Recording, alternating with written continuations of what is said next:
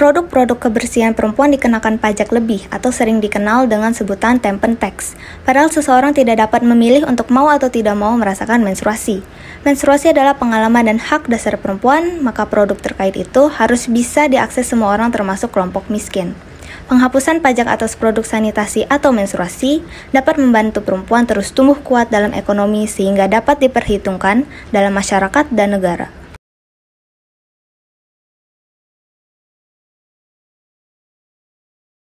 Biaya lebih yang harus dikeluarkan oleh perempuan untuk sanitasi itu menurut saya sih seimbang ya, karena itu kan untuk kesehatan.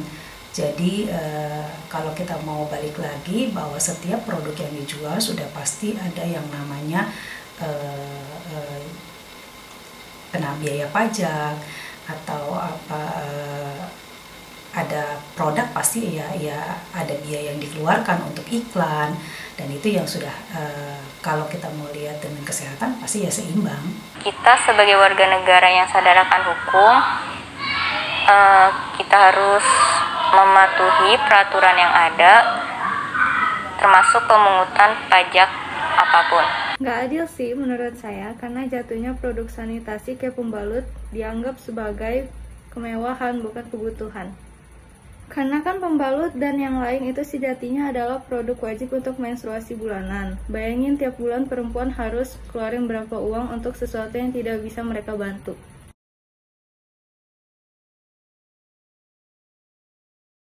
Sangat berdampak besar karena itu untuk kesehatan. Jadi kalau menurut saya itu seimbanglah dengan produk dengan biaya yang kita keluarkan dengan tujuan untuk kesehatan kita, terutama sebagai perempuan ya.